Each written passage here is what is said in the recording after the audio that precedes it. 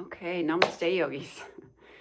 I've been gone for quite some time, out of the country since the first part of April. So I missed a whole season, and we are into the third, I believe.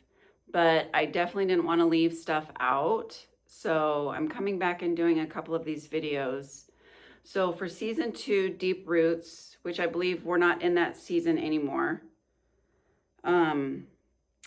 So energy theme is firing and balancing. So every time we teach a sequence, we follow a specific protocol, I guess you could say, and each one is in alignment with how we live our life.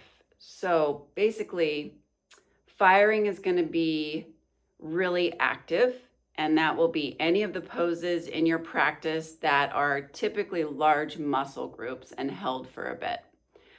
So that's firing. Balancing is pretty self-explanatory, right? So basically, any balancing pose. Now, balance in our life versus balance in our practice.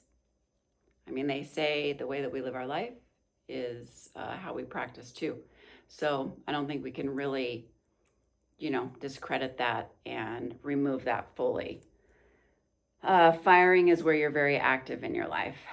Now, when we talk about practice, focus, yin and yang, so those are opposing forces, and everything has opposing forces. Weather has opposing forces. Our breath, the inhale versus the exhale, and what happens in our body. Day versus night, vinyasa versus a yin practice. Even looking in our body, we have soft and we have hard. So think of like bones versus our blood, skin, all the different aspects. So sthira and sukha was another one too. So sthira means strong and steady, and sukha means soft and easeful. So when we look at a vinyasa practice versus a yin practice, there's different targets and there's different focuses. And so that would basically be, let's see, what am I getting at? Movement. Yeah. Movement versus stillness. So typically when we hold a pose in yin, we hold it for longer because the concept is deep tissue release.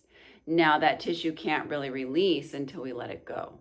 So that's why in class, when we say let it go, it's because we're trying to accomplish something specific. All right. Now, Ujjayi breath, meditation, connection, and energy. So Ujjayi breath, there's a lot about Ujjayi breath, so I believe I'm going to do a separate video for that. And then the kosha focus is pranamaya kosha and the energy body, not and, because it's just one. So energy body. So basically when you take a picture of an aura and you look at it in Kirlian photography, you'll see actually layers within the aura. So when we talk about different bodies, we're talking about the subtle bodies, and they go from subtle into dense. So physical, like last season, you had one too. Let's see, what was last season's? Anamaya kosha, so the physical body. So we started at the most dense. And then season 2, the pranamaya, so the energy body. So anyway, they're layered and they interconnect, and there's no way to separate one from the other. All right. Now, purpose is strengthening your foundation, deepening your awareness, as well as your practice. Okay. So we talk about breath work, breath of joy. I actually have a video that I posted on my Instagram. So Everyday Sonia, you can just basically go on there, and that will take you through breath of joy. And so you do the like arm movements in addition to the inhale and the exhale when you go up and then when you go down. And then the other one is box breath. So box breath is a pretty powerful one because that can actually bring your nervous system down really well, and so well that they use it for firefighters, for first responders. And it's a 4-4-4-4 count. So 4 inhale, 4 hold, 4 exhale, and 4 hold. Okay, and you determine how fast or how slow. So let's see, what else do we have? I don't think there's much else. So meditation, it's a very vague term. and people think it's a very specific thing. So I'm going to do actually a separate video on meditation too. So this is kind of an overview explaining some of the different things within the season. And then let's see, physiological sigh. Oh, let's go over that. And then moving with intention. Oh, and then discipline in your food choices. We should have added tapas discipline. That's the yamas and the niyamas. Did I miss the, oh, I did. Yamas and niyamas awareness. So satya, which is santosha, and that's finding contentment. And contentment is not a place that we ever arrive at. Contentment is a place that we come and go from. But what we want to do is we want to be able to eventually have more of that and less of the chaos. So our goal in yoga is to go from this, right? Like every day throughout the day to more of like, we're kind of up and down and it's more even kill. So that's kind of our goal.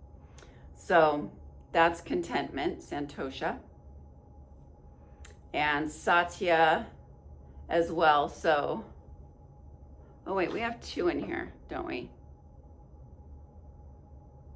Yeah, so santosha is contentment and satya is truthfulness. Okay, so basically being honest. Now, when we talk about the different yamas and the niyamas, I like to tell my trainees when we're in the yoga teacher training, when you journal, try and approach it from each of the bodies. Otherwise, we tend to be more narrow-minded. So basically, when I say bodies, I say, okay, how content are we in the physical body, in the mental body, in the emotional body, in the spiritual body, and in the energetic body? So same with truthfulness, all right? So mental, physical, emotional, spiritual, and etheric in all of the bodies.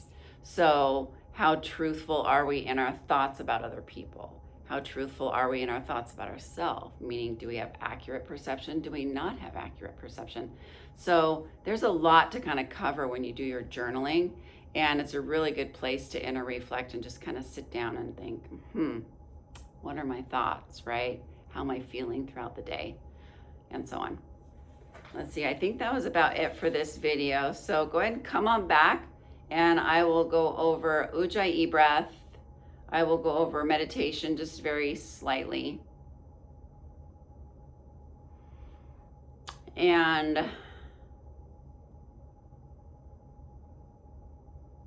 and the physiological side. Okay? All right, so see you soon.